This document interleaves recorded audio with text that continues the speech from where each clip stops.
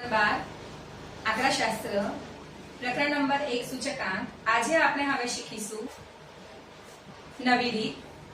નવી રીતનું નામ છે લાંગરાજ, પાશે અને ફિશર।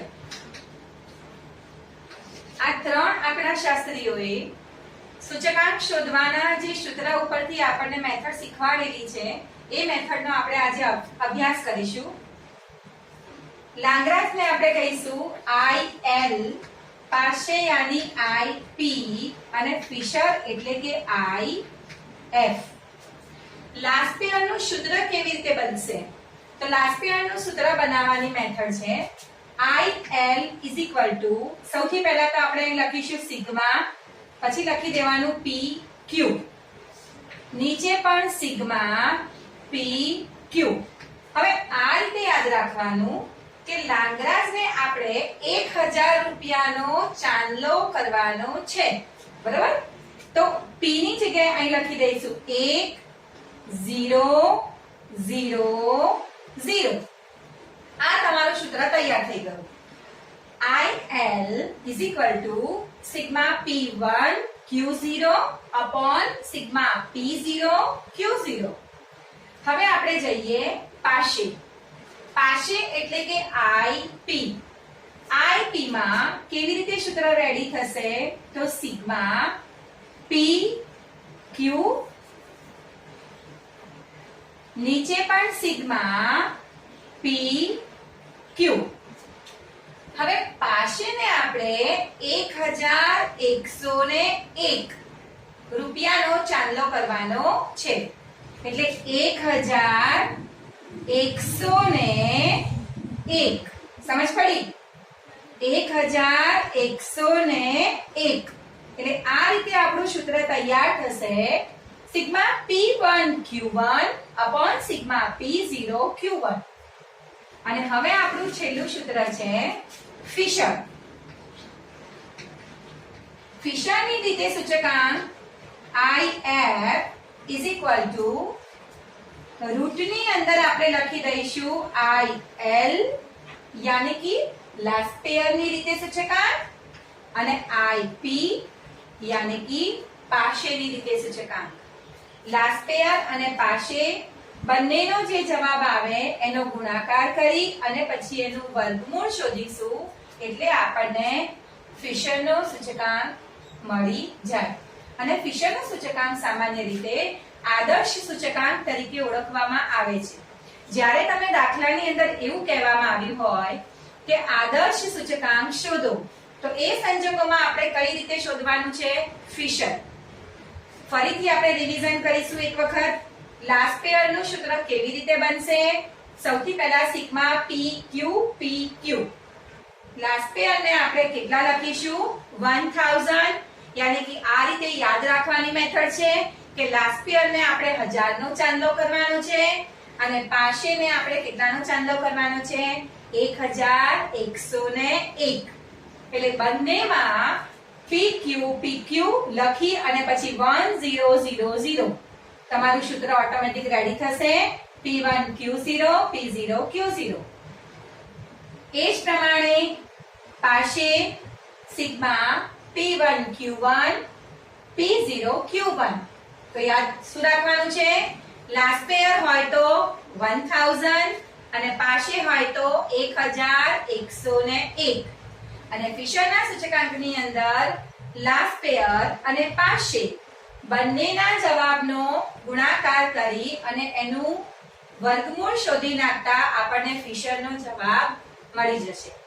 ફરીથી આદર્શ સૂચકાંક કહેવામાં આવ્યો હોય તો કયો સૂચકાંક શોધવાનો? ઓકે, ફિશરનો સૂચકાંક।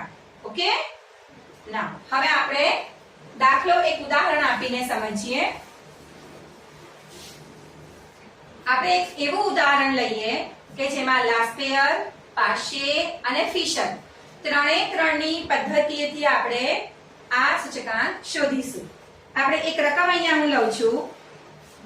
અહીં તમને કોલમ ઊભી બનાવવામાં આવેલી છે। પહેલી કોલમ છે વસ્તુ, બીજી કોલમ બનશે એકમ. વસ્તુમાં આપણને આપેલું છે ચોખા, દૂધ, બ્રેડ અને કેળા. ચોખા, દૂધ, બ્રેડ અને કેળા. એકમ આપણને આપવામાં આવ્યા છે kilogram, litre, kilogram, dozen. Kilogram,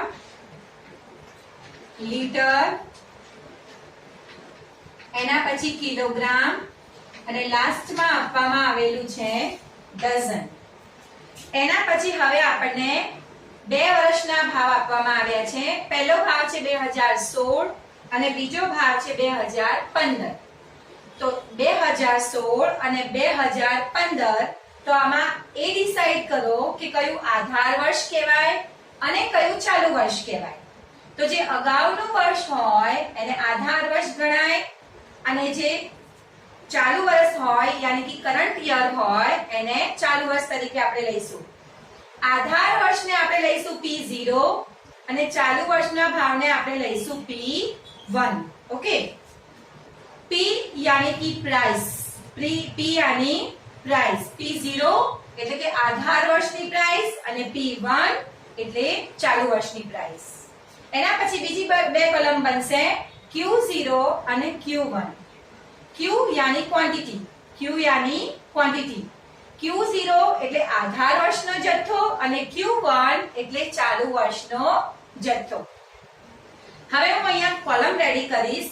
પહેલી કોલમ હું બનાવીશ P0, એના પછી આવશે Q0, એના પછી P1 અને Q1.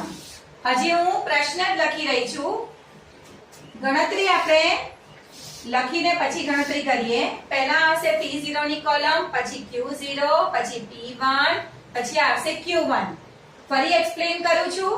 P0 એટલે આધાર વર્ષનો ભાવ, Q0, Q यानी ક્વોન્ટિટી यानी कि આધાર વર્ષનો જથ્થો, P1 એટલે કે ચાલુ વર્ષનો ભાવ અને Q1 એટલે ચાલુ વર્ષનો જથ્થો. ઓકે.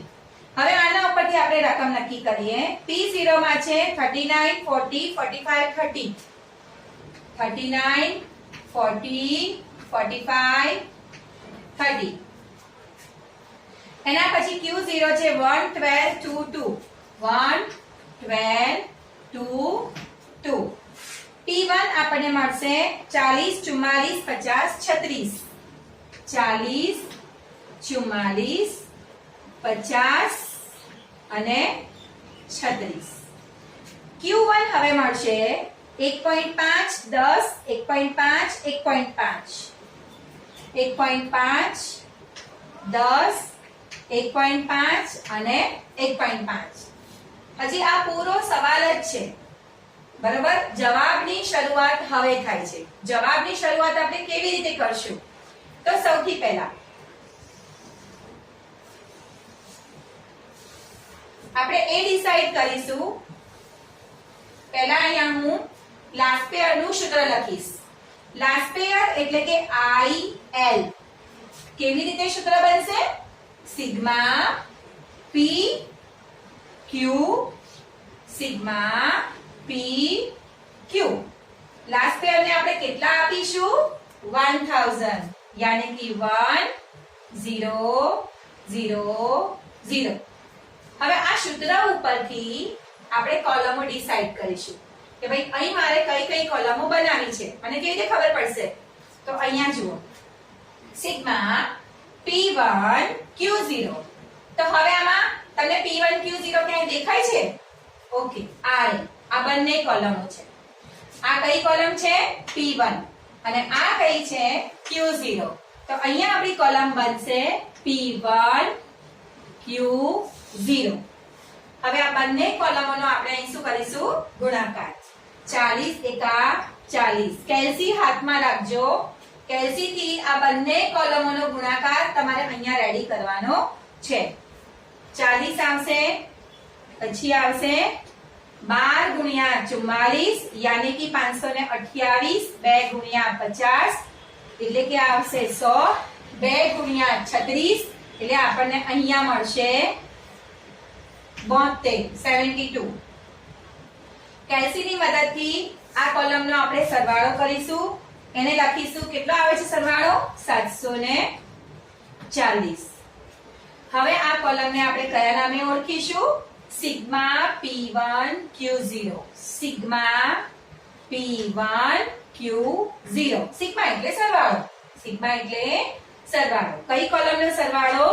P1 Q0. હવે ફરીથી પાછા સૂત્ર પર જાઓ.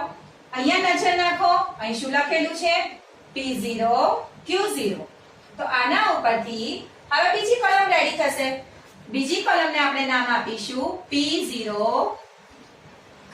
Q0. ઓકે. હવે આ બંને કોલમોને આમાંથી શોધી અને પછી બંને કોલમોનો ગુણાકાર કરી દો. P0 ક્યાં છે? આ રહી. અને Q0 ક્યાં છે? આ રહી. તો હવે આ બંને કોલમોનો આપણે ગુણાકાર લઈશું.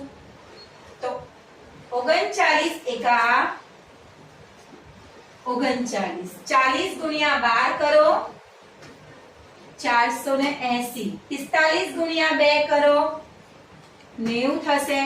30 ગુણ્યા 2 લઈશું 60 થશે.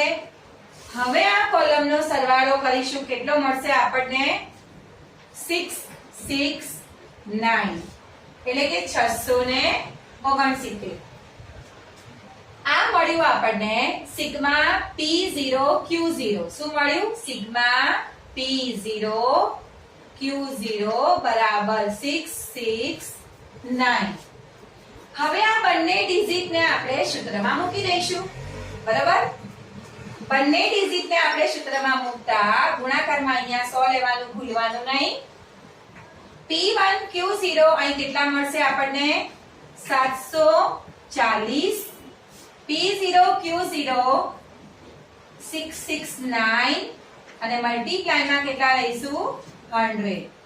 કેલ્સીનો યુઝ કરો. જવાબ આવશે આપણો 110.61. કેટલો મળ્યો? 110.61. આ આપણી અહીંયા એક મેથડ પૂરી થઈ. હવે આપણે બીજી મેથડ શીખીશું. બીજી મેથડ આ હતી. મેથડનું નામ શું હતું? Last payer. લાસ્ટ પેયરની રીતે સૂચકાંક શોધો. હવે આપણે બીજી મેથડ લઈશું. એનું નામ શું છે? પાશે. IP. IP નું સૂત્ર શું આવશે? ફરીથી એના એ જ વસ્તુ. ફરીથી આપણે સૂત્ર બનાવવાની પ્રેક્ટિસ કરીશું. અહીંયા આવશે સિગ્મા P Q. નીચે પણ આવશે સિગ્મા P Q. યાદ કરો ફરીથી. પાશિયરને કેટલો ચાંદલો કરીશું? 1101. તો અહીંયા લખીશું 1101. ઓકે. હવે આની ઉપરથી આપણને એ ખબર પડશે કે આપણે કઈ કઈ કોલમ રેડી કરીશું. ઉપર શું લખેલું છે? Sigma P1 Q0. Sorry sigma P1 Q1. તો આના ઉપરથી આપણને અહીંયા કોલમ બનાવવાની ખબર પડશે. P1 Q1. તો અહીં કોલમ બનશે P1 Q1. એના પછી કોલમ રેડી થશે P0 Q1 P0 Q1. Same procedure. P1 Q1. તો અહીંયાથી P1 Q1 ને શોધી નાખો. આ રે P1 અને આ છે Q1. બંને કોલમનો ગુણાકાર કરતા જઈશું. 40 ગુણ્યા 15 મળશે આપણને 60. 44 ગુણ્યા 10 એટલે કે 440. 50 ગુણ્યા 15 50 ગુણ્યા 1.5 એટલે મળશે આપણને 75. 36 ગુણ્યા 1.5 એટલે આપણને કેટલા મળશે? 54. હવે કેલ્સીની મદદથી આનો સરવાળો કરી દઈશું એટલે મળશે 629. આના પછી હવે એક લાસ્ટ કોલમ બનાવવાની છે. એ કોલમનું નામ છે P0 Q1. શું નામ છે? P0 Q1. P0 Q1 આમાંથી ડિસાઈડ કરો. આ છે P0. આ કોલમ છે Q1. P0 Q1. હવે આ બંને કોલમોનો ગુણાકાર કરતા જાઓ. 39 यानी कि 39 गुणिया 1.5 એટલે આપણને ગુણાકાર મળશે 58.5. 58.5. એના પછીનો ગુણાકાર છે 40 ગુણ્યા 10, એટલે આપણને ગુણાકાર થશે 400. એના પછી છે 45 ગુણ્યા 1.5, એટલે આવશે 67.5. એના પછીનો હવે છેલ્લો ગુણાકાર આવશે 30 ગુણ્યા 1.5, એટલે આપણને મળશે 45, યાની કે 45. ફરીથી એનું કેલ્સી ની મદદથી ટોટલ કરો, કેટલું મળશે આપણને? કેટલું થયું? 571. ઓકે, હવે આપણે ફરીથી પાછા સૂત્ર પર આવી જાઓ. સૂત્રનું નામ શું છે? પાશેની મેથડ થી શું શોધવાનું છે? સૂચકાંક. ઓકે, કિંમત મૂકો. Sigma P1 Q1, P1 Q1 ની જગ્યાએ આપણે કેટલા મૂકીશું? 629. P0 Q1 ની જગ્યાએ 571, અને એને કેટલા વડે ગુણાકાર લઈશું? 100 વડે. હવે કેલ્સી થી આનું સાદું રૂપ આપતા આપણને જવાબ કેટલો મળશે? 110.16. કેટલો મળ્યો? 110.16. આ મેથડનું નામ શું હતું? લાસ્પેયરની રીતે સૂચકાંક. આ મેથડનું નામ શું હતું? પાશેની રીતે સૂચકાંક. અને હવે આપણી એક છેલ્લી મેથડ રહી, એનું નામ છે યાની કે ફિશરની પદ્ધતિથી સૂચકાંક શોધો. તો IF બરાબર, સૌથી પહેલા આપણે વર્ગમૂળ બનાવીશું. IL ગુણ્યા IF, લાસ્પેયર ગુણ્યા ફિશર. હવે વર્ગમૂળની અંદર આજે આપણે બંને જવાબો શોધ્યા. પહેલાનો જવાબ શું આવ્યો લાસ્પેયરનો? 110.61. એ જવાબ અહીંયા મૂકી દઈશું. એના પછી આ બીજાનો જવાબ શું આવ્યો? પાશેનો જવાબ 110.16.